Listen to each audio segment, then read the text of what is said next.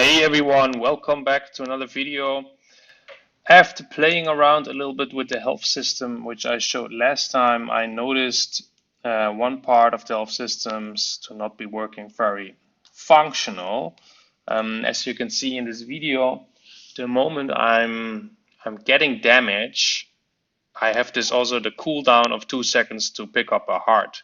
That means the heart will disappear, but I'm actually not getting any health back because the game didn't have enough time, or Playmaker didn't have enough time to reset um, the function.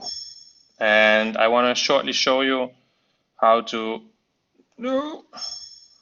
optimize this a little bit. So I'm going to make a little change here. The issue is that once I get damage, it locks in this wait for like 1.8 seconds or 2 seconds. And in that time, I can, of course, also not trigger a heal event.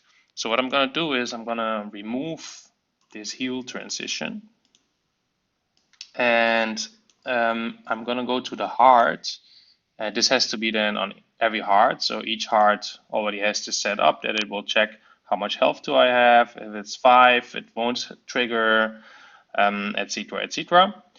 And then it will destroy itself. And what I want here, before creating a particle system or destroy itself, let's call this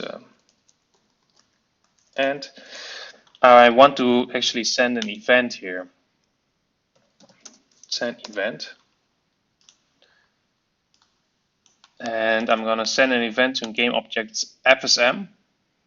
And the game objects FSM is a specified object, which is then the player. And the FSM name is the health system. It's called health. And I'm going to send an event called heal. And I already made it heal, but let me just remove that once.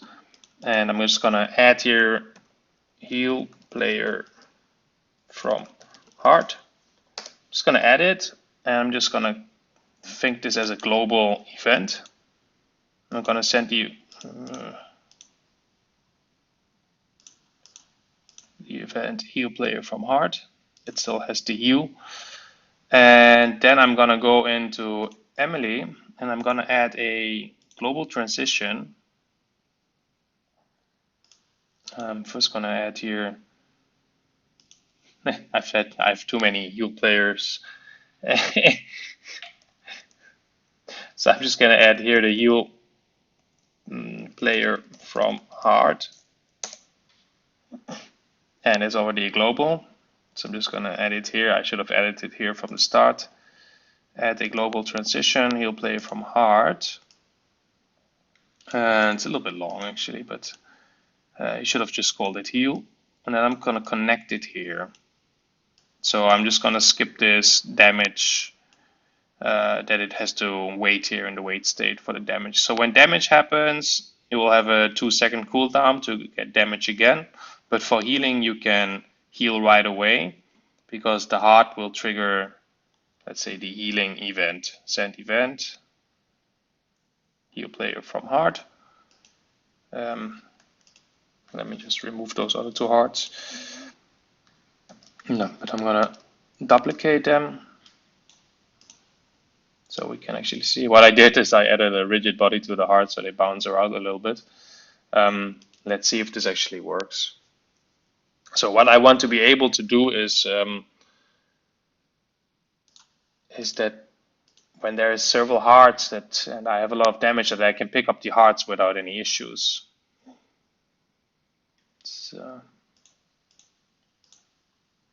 So boom, I get damage and you have a wait. So I get damage, I have a wait.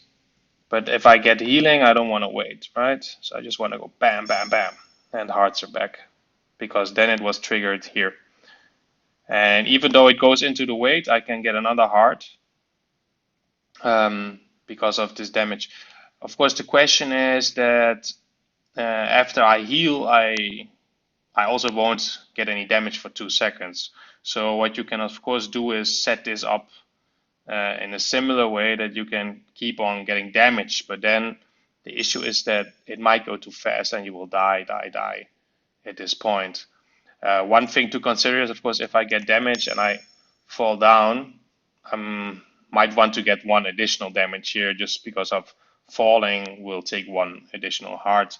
And this can, of course, then also be added in a similar way that if I say on the kill floor, if it's triggers, currently it is a fade in and fade out and changes my location. What I would have to do here is just also send an event here.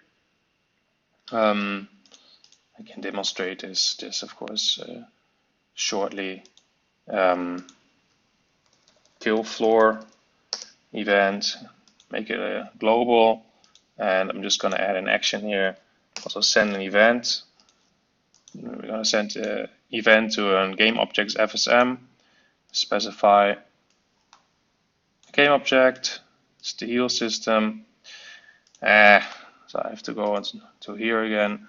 I'm gonna add here kill floor. It's a global, and I'm just gonna add a global transition here, which is then called kill floor. And finished. And there we go. Now I have to go back to my kill floor. The kill floor is, by the way, here, this big box collider below, which also will respawn me. But I'm also going to send an event, which is called kill floor. So now I had an event on the FSM on the player, so I can select it. And now what would happen if I would get damage, let's say from the spikes, and I'm still on my timer, then I can get another damage. So I had now 2 damage and I kept on falling. This shouldn't happen, of course. I know why I kept on falling. It's because my checkpoint system is set up that I first have to touch a checkpoint. So as you can see, I can also not pick up the other hearts after I'm full, which is good. Now my checkpoint is set here. I get a damage, I fall down, and then I will get another damage. But this is up to you if you want to set this up like this or just have the cooldown anyway, even if the person falls down. Good, I hope this made it a little bit easier for you or understandable. Especially what I wanted to fix is that you can heal right away after you get damage, which I think is the most important part of why I wanted to change this around a little bit. And that you can, of course, get more hearts in a row. So, damn. Great. Okay. It was just a short one. In my next video, I want to add some effect and a bounce back effect on this spike. So stay tuned. I will also try to upload it within the next days. And it will look something like this. Boom. Boom. Great. Good. See you guys later. Cheers.